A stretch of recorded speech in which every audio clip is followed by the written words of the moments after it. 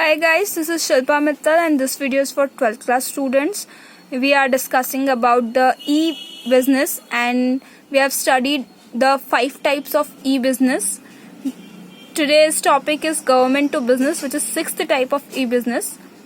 As the name shows, जैसा कि हमें नाम से ही समझ में आता है कि गवर्नमेंट टू बिजनेस मतलब गवर्नमेंट बिजनेस ऑर्गेनाइजेशंस को अप्रोच करती है ताकि वो अपनी वेबसाइट्स के थ्रू गवर्नमेंट टास्क जो होते हैं लाइक टेंडर्स, ऑक्शंस करवाना, टेंडर्स भरवाना, उनके एप्लीकेशन सबमिट वगैरह या उनके रिगार्डिंग जो भी फंक्शंस होते हैं वो सारे काम करवा सके. दैट मीन्स अगर गवर्नमेंट खुद बिजनेस ऑर्गेनाइजेशन को बिजनेस प्रोवाइड कर रही है उनकी वेबसाइट्स के थ्रू, तो आप उस टाइप के ई बिजनेस को कहेंगे गवर्नमेंट टू बिजनेस.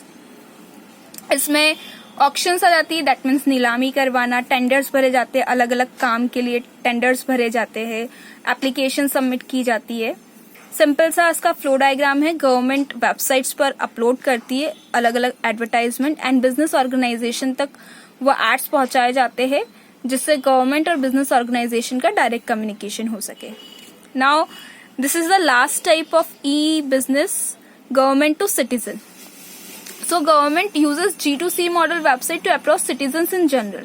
मतलब वो सारी वेबसाइट्स जो कि बहुत ही जनरल वे में डायरेक्ट सिटीजन से कनेक्ट होती है. डायरेक्ट सिटीजन को अगर गवर्नमेंट अप्रोच करती है तो उस टाइप के ई बिजनेस को आप गवर्नमेंट टू सिटीजन बिजनेस कहेंगे. सामान्य तौर पर नागरिकों से संपर्क करने के लिए इस मॉडल का यूज किया जाता है.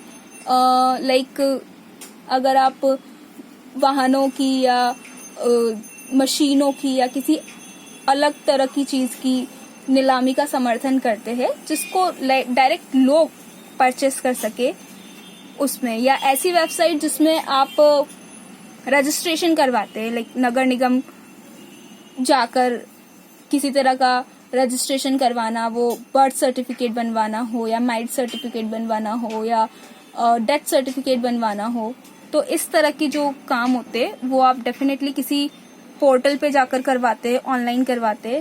That means government to citizen, वो सारे काम गवर्नमेंट सेक्टर के जिन्हें डायरेक्ट सिटीजन पोर्टल पर जाकर ऑनलाइन कर सके, उन सारी सेवाओं को या उन सारे बिजनेस को आप government to citizen e business कहते हैं. इनका जो मेन एम होता है वो यही होता है कि लोग डायरेक्ट गवर्नमेंट से जुड़ सके, लोग डायरेक्ट गवर्नमेंट के थ्रू अपना काम करवा सके, उन्हें एजेंट्स की जरूरत ना पड़े एंड उससे पैसे भी बचे और टाइम भी बचे. तो यहाँ पर ई बिजनेस के सारे टाइप्स खत्म हो गए हैं. इसके बाद ई बिजनेस के अगर हम लाभ देखें या बेनिफिट्स देखें तो इमीडिएसी, दैट मीन्स आपको डेफिनेटली किसी शॉप तक जाने की जरूरत नहीं है, लाइन में लगने की जरूरत नहीं है, आपका जो टाइम होता है वो काफी हद तक सेव होता है. प्राइस की बात करें तो ऑनलाइन जो भी खरीदारी होती है, ऑनलाइन जो भी सेल किया जाता है वो मार्केट रेट से हमेशा कम ही होता है. चॉइस आपके पास फोन पर, आपके सिस्टम पर ही एक साथ आप 100 अलग अलग चीजों को कंपेयर करके देख सकते हो, तो चॉइसेस बहुत ज्यादा होती है.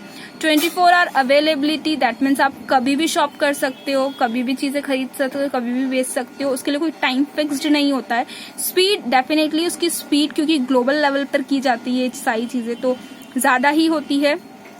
देन ग्लोबल मार्केट, आप केवल इंडिया के मार्केट से नहीं, इवन आप पूरे वर्ल्ड वाइड लेवल के मार्केट से कनेक्टेड रहते हो. आपको बहुत सारे डिफरेंट टाइप्स की चीजें और वो चीजें जो आपके बजट में आए, आपके इंटरेस्ट की हो, वो सारी चीजें मिल जाती है ग्लोबलाइज होने से. इंटरैक्टिव, जो प्राइसेस है या जो फीचर्स है वो डायरेक्ट आपके सामने आ जाते हैं, आपको किसी से समझने या सीखने की जरूरत नहीं होती है. आप खुद से सारे features, price rates, feedbacks, comments सब खुद से चेक कर सकते हो कि पर्टिकुलर इस प्रोडक्ट के लिए दूसरों के व्यूज या ओपिनियंस क्या रहे हैं. Less paper work, definitely online सब कुछ होता है तो पेपर वर्क जो होता है वो बहुत कम हो जाता है. ऑनलाइन ही आपके पास रिसिप्ट भी आ जाती है तो आपको रिकॉर्ड रखने में, मेंटेन करने में आसानी होती है. सो यहाँ हमने ई बिजनेस के टाइप्स भी पढ़ लिए है. इसके बाद इसके चैलेंजेस और मेन वेबसाइट्स के बारे में हम कल पढ़ेंगे.